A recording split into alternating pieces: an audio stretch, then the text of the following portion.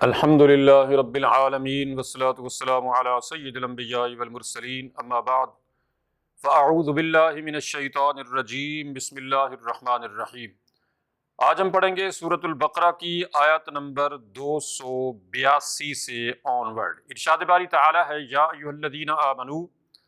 اذا تداینتم بدین الی اجل مسمی فاکتبوہ وَلْيَكْتُبْ بَيْنَكُمْ كَاتِبٌ بِالْعَدْلِ وَلَا يَأْبَ كَاتِبٌ أَنْ يَكْتُبَ كَمَا عَلَّمَهُ اللَّهُ فَلْيَكْتُبْ وَلْيُمْلِلِ الَّذِي عَلَيْهِ الْحَقُّ وَلْيَتَّقِ اللَّهَ رَبَّهُ وَلَا يَبْخَسْ مِنْهُ شَيْئًا فَإِنْ كَانَ الَّذِي عَلَيْهِ الْحَقُّ سَفِيهًا أَوْ ضَعِيفًا أَوْ لَا يَسْتَطِيعُ أَنْ يُمِلَّ هُوَ فَلْيُمْلِلْ وَلِيُّهُ بِالْعَدْلِ وَاسْتَشْهِدُوا شہیدین من رجالکم فإن لم يكونا رجلین فرجل وامرأتان ممن ترضون من الشهداء ان تضل احداهما فتذکر احداهما الأخرى ولا يأبى الشهداء اذا ما دعوا ولا تسأموا ان تكتبوه صغيرا او كبيرا الى اجله ذالکم اقسط عند اللہ واقوم للشہادہ وادنی الا ترتابوا الا ان تکون تجارۃ حاضرۃ تدیرونها بینکم فلیس علیکم جناح ان الا تکتبوها واشہدوا اذا تبایعتم ولا یضار کاتب ولا شہید وان تفعلوا فانه فسوق بکم واتقوا اللہ ویعلمکم اللہ واللہ بکل شیء علیم۔ سورۃ البقرہ کی یہ آیت پورے قرآن کی سب سے بڑی آیت یہ آیت ہے۔ اس کا نمبر ہے 282، سورۃ بقرہ ہے، تیسرا سپارہ ہے۔ یہ قرآن کی سب سے بڑی آیت ہے اور یہ ہے پوری کی پوری آیت اس موضوع پر کہ اللہ رب العزت نے ہمیں لین دین کے بارے میں احکامات ارشاد فرمائے ہیں۔ یعنی جب ہم کسی سے لین دین کریں، کوئی روپے پیسے کا، کوئی جائیداد جگیر کا، کوئی کسی قسم کا بھی یعنی لین دین ہو، قرضے کا لین دین ہو، تو اس کو لکھنے کا حکم دیا ہے، اس پر گواہیاں لکھنے کا حکم دیا ہے، گواہ لکھنے کا حکم دیا ہے۔ اور اس بارے میں اللہ رب العزت نے بڑی وضاحت کے ساتھ یہ حکم فرمایا ہے کہ لین دین کے معاملات کو باقاعدہ ڈاکومنٹیشن میں لایا جائے، لکھا جائے، دستاویزی ثبوت بنایا جائے، تاکہ لین دین کے معاملات کے اندر آپس میں کوئی گڑبڑ نہ ہو، کوئی جھگڑا نہ ہو، کوئی بھول بھلیاں نہ ہو، تاکہ بعد میں جو ہے لوگ آپس میں لڑ پڑتے ہیں لین دین کے معاملات میں کہ اتنا نہیں تھا، ایسا نہیں تھا۔ تو اس کو اس لیے دستاویزی ثبوت کے طور پہ لکھنے کا حکم دیا ہے اللہ رب العزت نے کہ ایسے لین دین کے معاملات کو باقاعدہ لکھا جائے اور اس کے اوپر گواہ بھی لکھے جائیں۔ تو ارشاد فرمایا یا ایھا الذین آمنوا اذا تداینتم بدین الی اجل مسمی، اے ایمان والو، اے مسلمانو، جب تم آپس میں پیسے کا لین دین کرو، جب تم قرضہ دو کسی کو ایک مدت معینہ تک کے لیے، ظاہر ہے یہ سلسلہ تو ہوتا ہے ایک دوسرے سے لین دین، قرضہ کسی کو دینا، کسی سے لینا، یہ معاملات تو دنیا کے ایسے ہی چلتے ہیں۔ لہٰذا فرمایا کہ جب تم کسی کو قرضہ دو تو اس کو لکھو، فَاكْتُبُوهُ، اس کو لکھو، وَلْيَكْتُبْ بَيْنَكُمْ كَاتِبٌ بِالْعَدْلِ، اور تمہارے یعنی قرضہ لینے والا اور قرضہ دینے والے کے درمیان جو ہے کاتب کو لکھنا چاہیے، لکھنے والے کو۔ آج جیسے کمپیوٹر کا دور ہے، کمپیوٹر پہ لکھا جاتا ہے، پہلے ہاتھ سے لکھا جاتا تھا، ابھی بھی ہاتھ سے لکھا جاتا ہے بہرحال۔ تو جو بھی شکل ہو لکھنے کی، اس پہ باقاعدہ اچھے طریقے سے لکھا جائے، اور یہاں پہ جو الفاظ ہیں کہ بالعدل، انصاف کے ساتھ لکھا جائے، مطلب جو پیسے ہیں کہ اتنے پیسے ہیں، اور کون لینے والا ہے، کون دینے والا ہے، اس کی مدت کیا ہے، یہ سارا انصاف سے لکھا جائے، اس میں کوئی گڑبڑ نہ کی جائے لکھنے میں، کیونکہ عموماً جو ہے وہ ایسے معاملات کے اندر جب اس طرح سے ڈنڈی ماری جاتی ہے تو پھر وہاں پہ جھگڑے، فساد، خون خرابہ اور بہت سارے مسائل جنم لیتے ہیں۔ تو اس لیے اللہ رب العزت نے فرمایا ہے کہ کاتب بالعدل ولیکتب بینکم کاتب بالعدل، جو لکھنے والا ہے وہ انصاف سے یہ بات لکھے، جو صحیح معاملہ ہے اس کو اسی طرح سے ہی لکھا جائے، اس کے اندر کوئی کمی بیشی نہ کی جائے۔ ولا یأبی کاتب ان یکتب کما علمہ اللہ فلیکتب، جو لکھنے والا ہے اور جو اللہ نے اس کو لکھنا سکھایا ہے تو اس کو انکار نہیں کرنا چاہیے لکھنے سے، یعنی وہ کوئی ایسا معاملہ نہ کرے کہ اللہ نے جو اس کو یہ علم دیا ہے لکھنے کا، جیسے ٹائپنگ ایک بہت بڑا علم ہے، کمپیوٹر پہ ہو، ٹائپ رائٹر پہ ہو، یا ویسے ہاتھ سے لکھنا ہو، یا جو بھی یعنی وثیقہ نویس ہو، تو اس کو انصاف سے لکھنا چاہیے، صحیح لکھنا چاہیے، یعنی اس بات میں کہ کما علمہ اللہ، جیسا اللہ نے اس کو سکھایا ہے، یعنی وہ بندہ یہ نہ سمجھے کہ وہ بس سب کچھ ہے، وہ بڑا دانا ہے، وہ بڑا فنکار ہے اور بڑا یہ ہے، سب سمجھدار، ایسا نہیں ہے۔ اللہ نے جس کو بھی دیا ہے، جو علم دیا ہے، یہ جان اللہ کی دی ہوئی ہے، یہ زندگی اللہ کی دی ہوئی ہے، یہ فن اللہ کا دیا ہوا ہے لکھنے کا، یا جو بھی کوئی کسی کو اللہ نے کوئی ہنر دیا ہے، یہ سب اللہ کی گرانٹ ہے، لہٰذا اس کو شکر کرنا چاہیے کہ اللہ نے اس کو یہ علم دیا ہے، تو اب وہ اس علم کے ذریعے سے لوگوں کو فائدہ پہنچائے اور انصاف سے کام لے، کوئی یعنی کسی کے ساتھ ظلم زیادتی والا معاملہ نہ کرے، اور ڈرے اس بات سے کہ یہ اللہ کی عطا ہے اس کے پاس، لہٰذا اس کو ٹھیک طرح سے استعمال کرے۔ اسی طرح سے سب کے لیے، ہم سب کے لیے یہی حکم ہے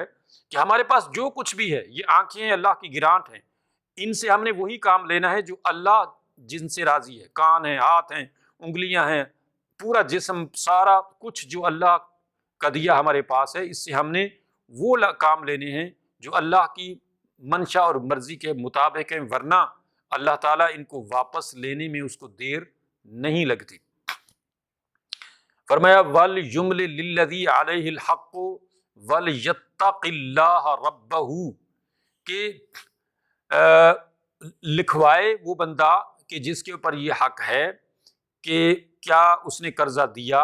اور کیا دوسرے نے لیا، یہ سارا کچھ لکھوایا جائے اچھے طریقے سے، بالکل کلیئر، یعنی رائٹنگ ہونی چاہیے۔ وَلْيَتَّقِ اللَّهَ رَبَّهُ، اور اللہ سے ڈرے، یعنی اس میں کوئی ایسا معاملہ نہ کرے کہ ظلم زیادتی والا معاملہ ہو۔ وَلَا يَبْخَسْ مِنْهُ شَيْئًا، اور اس معاملے میں کوئی کمی بیشی نہ کرے، یعنی جو پیسے ہیں تو وہ پیسے اتنے لکھے جائیں، جو مدت ہے تو وہ مدت اتنی لکھی جائے، جو لینے والا ہے اس کا نام، اس کی ولدیت، جیسے آج کل شناختی کارڈ نمبر، اور یہ سارا کچھ لکھا جائے، جو دینے والا ہے لینے والا ہے سب کی پوری شناخت لکھی جائے، جیسا کہ آج کل وثیقہ نفیس ایسا لکھتے ہیں کہ اس کا نام، اس کی ولدیت، اس کی قوم، یا اس کا کوئی رینک ڈیزیگنیشن ہے، اس کا شناختی کارڈ نمبر ہے، تاکہ پوری اس کی ڈیفینیشن ہونی چاہیے کہ کون پیسے دینے والا ہے، کون پیسے لینے والا ہے، اور پھر یہ کہ مدت کیا ہے، کب یہ واپس کرے گا، یہ ساری چیزیں بالکل ڈیفائن ہونی چاہیے۔ اس لیے اللہ نے فرمایا وَلَا يَبْخَسْ مِنْهُ شَيْئًا، اس میں ذرا بھی کوئی کمی بیشی نہیں کرنی ہے۔ فَإِنْ كَانَ الَّذِي عَلَيْهِ الْحَقُّ سَفِيهًا أَوْ ضَعِيفًا أَوْ لَا يَسْتَطِيعُ أَنْ يُمِلَّ هُوَ فَلْيُمْلِلْ وَلِيُّهُ بِالْعَدْلِ، اور اگر جس کے اوپر یہ حق ہے وہ ابھی کم عقل ہے، چھوٹی عمر کا ہے، یا ضعیف ہے، یعنی کوئی بھی اس کے اندر ایسا کوئی مسئلہ ہے کہ وہ خود سے یہ وثیقہ نویسی نہیں کروا سکتا ہے کہ اس کو یہ چیک کرے کہ جو کچھ لکھا جا رہا ہے وہ صحیح لکھا جا رہا ہے، اس میں کوئی غلط معاملہ تو نہیں لکھا جا رہا ہے، کوئی ظلم زیادتی والا معاملہ تو نہیں ہے، تو ایسا اگر کوئی بندہ ہے تو پھر کیا ہے کہ اچھا اولا یستطیع، کہ اس میں اتنی استطاعت نہیں ہے یہ سب کچھ لکھوانے کی صحیح طرح سے، تو فَلْيُمْلِلْ وَلِيُّهُ بِالْعَدْلِ، تو اس کا جو گارڈین ہے، اس کا جو ولی ہے، سرپرست ہے اس کو چاہیے کہ وہ بیچ میں آ کے یہ سارا معاملہ چیک کرے۔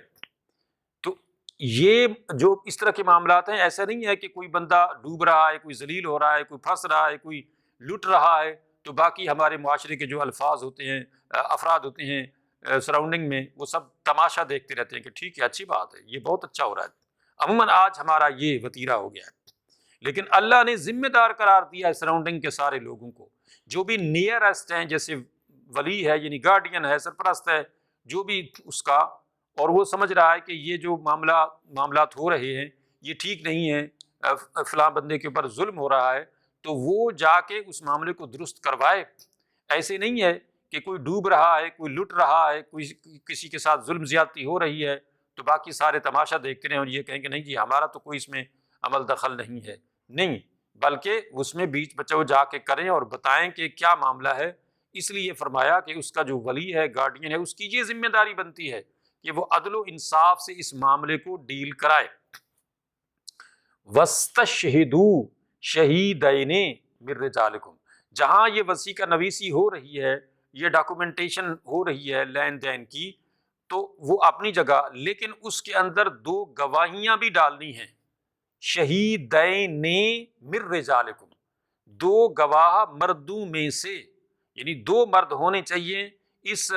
قرضے کے لین دین کے معاملے میں۔ جب وہ لکھا جا رہا ہے تو اس کے اندر دو گواہ بھی ہونے چاہیے جو یہ گواہی دیں، یعنی ان کا وہاں پہ انگوٹھے لگوائے جائیں یا ان کا دستخط کروائے جائیں، ان کا نام پتہ پورا لکھا جائے کہ فلاں بندے ہیں جو گواہ ہیں اس کے اوپر کہ ان دو بندوں کے درمیان میں یہ معاملہ طے پایا ہے، یہ پیسوں کا معاملہ طے پایا ہے، تو اس طرح سے یہ دو گواہ بھی ضروری ہیں۔ پھر فَإِن لَّمْ يَكُونَا رَجُلَيْنِ فَرَجُلٌ وَامْرَأَتَانِ مِمَّن تَرْضَوْنَ مِنَ الشُّهَدَاء، پھر اگر یہ ہو کہ دو مرد نہ ملیں، اس وقت دو مرد دستیاب نہ ہوں بطور گواہ کے، تو پھر کیا کیا جائے؟ پھر یہ ہے کہ فرجل، ایک مرد، وامرأتان، اور دو عورتیں، یعنی ایک مرد کے مقابلے میں پھر دو عورتیں آ جائیں گی، یعنی ایک مرد ہو گیا پھر دو عورتیں جو ہیں دوسرے مرد کی جگہ بطور گواہ کے آ جائیں گی، ممن ترضون من الشہداء، جو تمہیں صحیح لگیں، تو پسند آئیں کہ ہاں بھی یہ خواتین جو ہیں یہ صحیح ہیں، یعنی ان کے ظاہر جن کو گواہ بنایا جا رہا ہے ان کا بھی جو کریکٹر ہے یا کردار ہے یا ان کی جو شہادت ہے وہ ویلیوبل ہے کہ نہیں ہے، یعنی ایسا بندہ بھی نہ ہو کہ وہ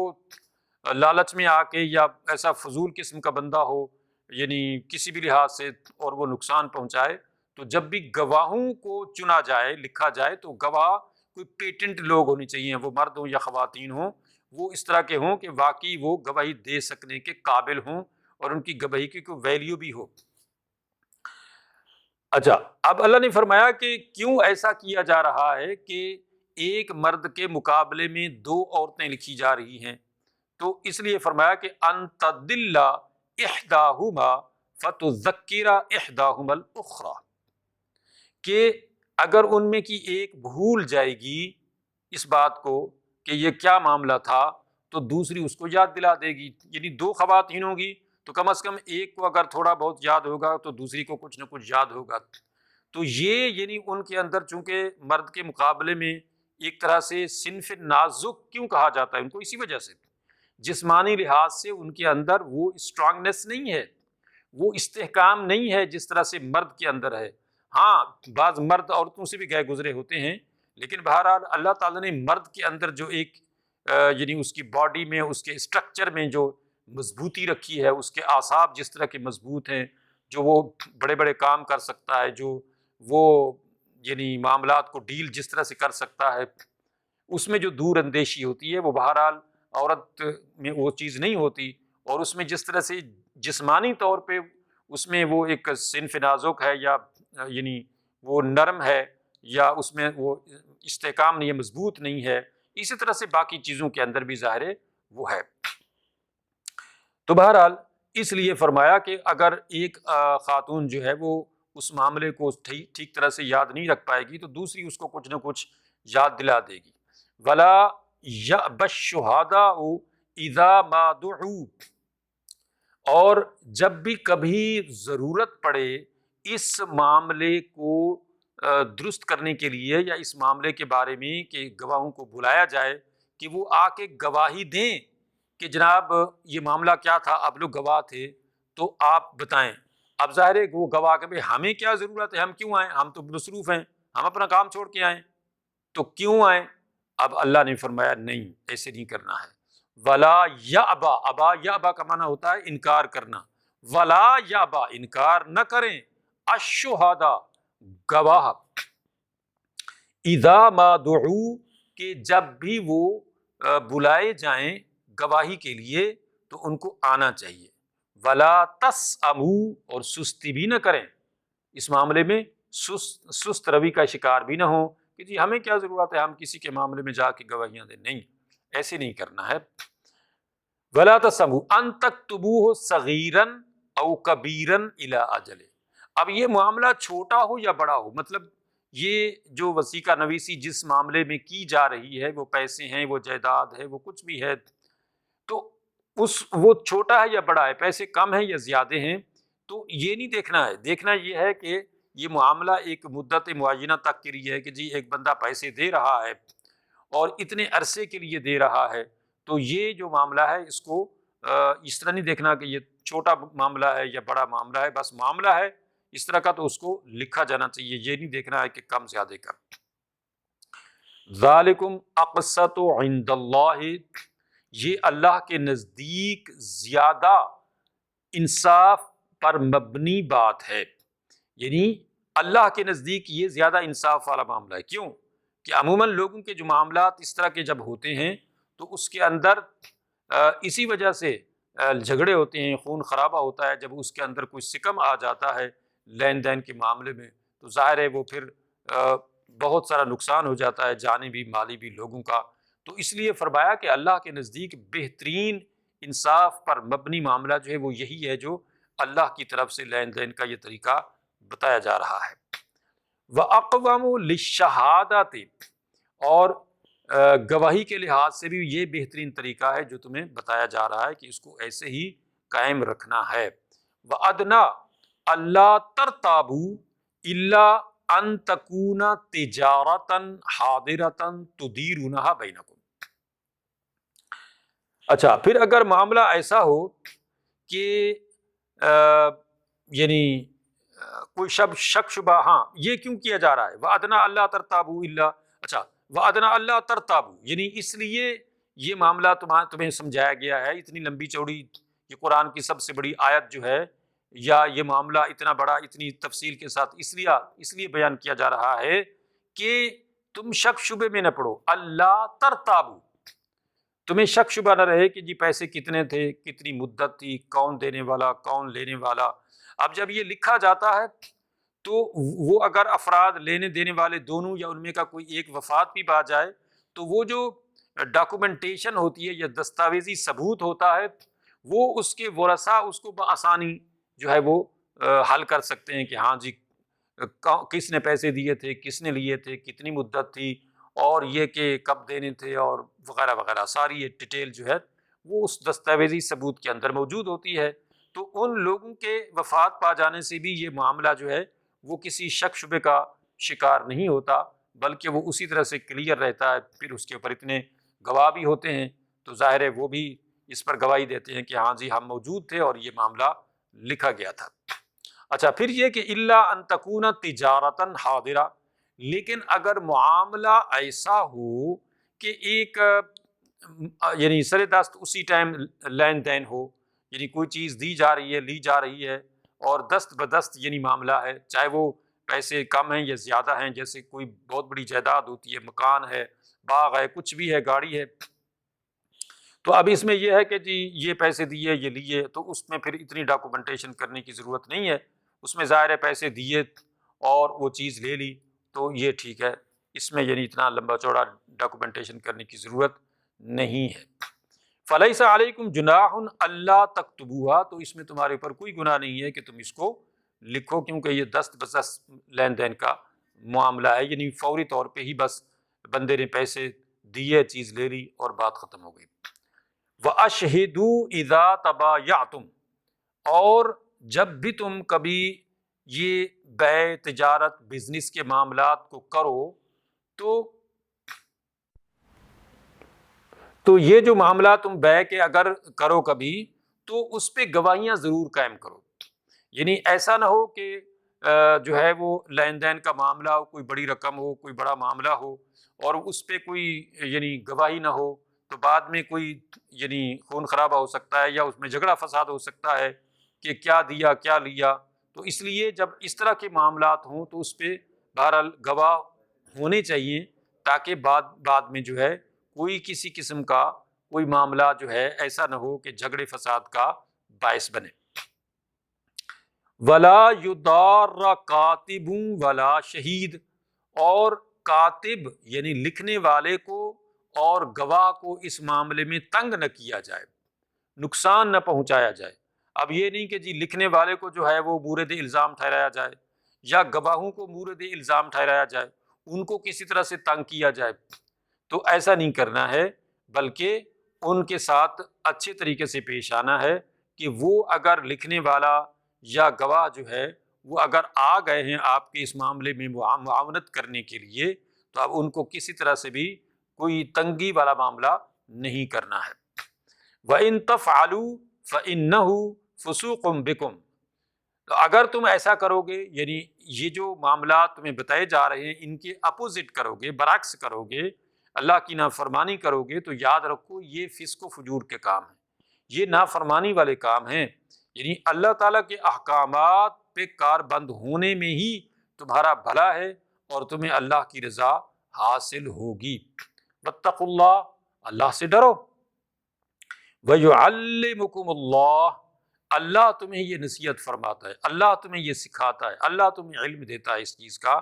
واللہ بکل شیء علیم، کیونکہ اللہ سب کچھ جانتا ہے،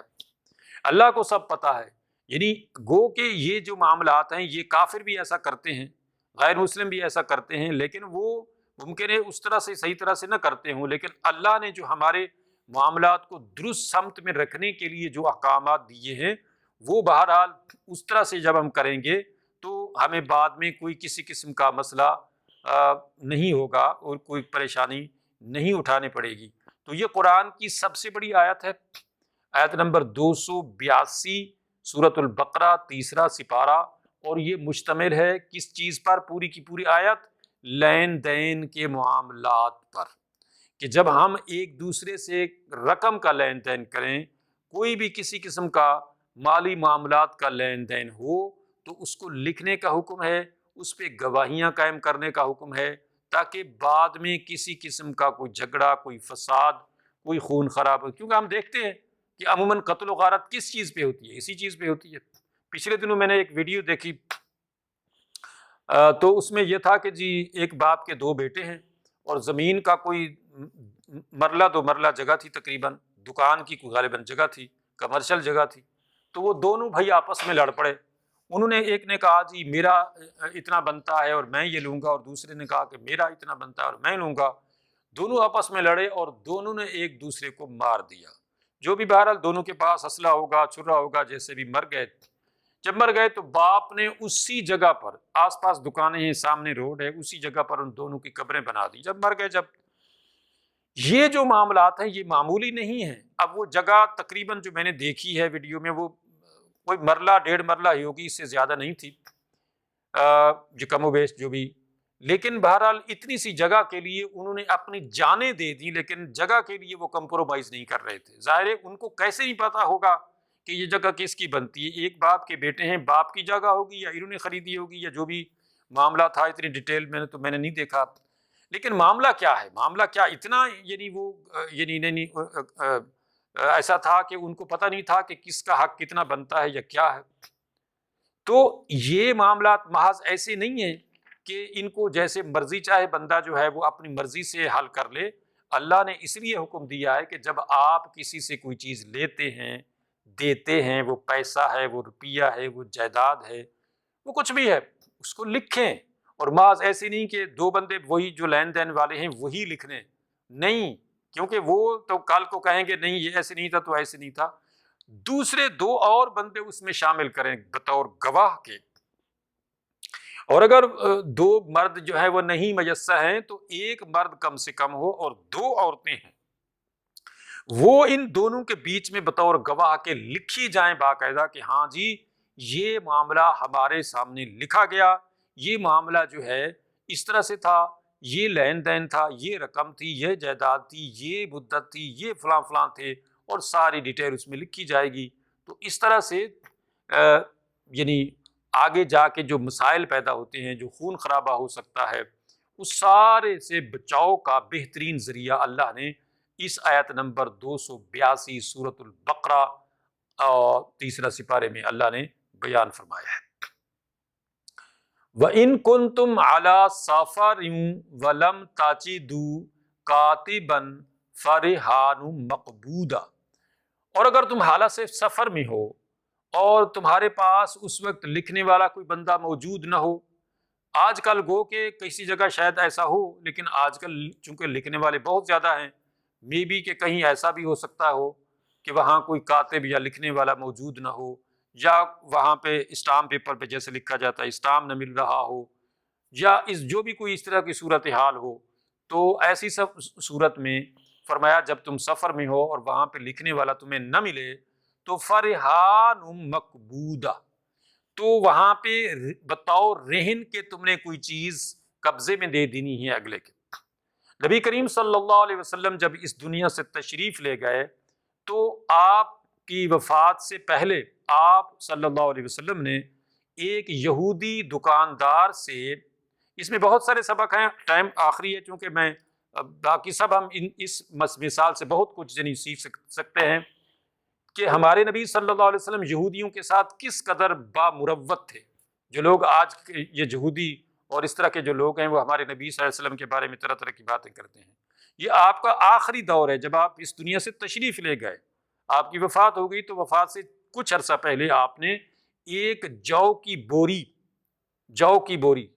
جو ہے آپ نے ایک یہودی دکاندار سے لی، اور آپ نے فرمایا کہ میرے پاس اس ٹائم پیسے نہیں ہیں، یہ میری زرہ ہے۔ زرہ ایک جنگی لباس ہوتا تھا،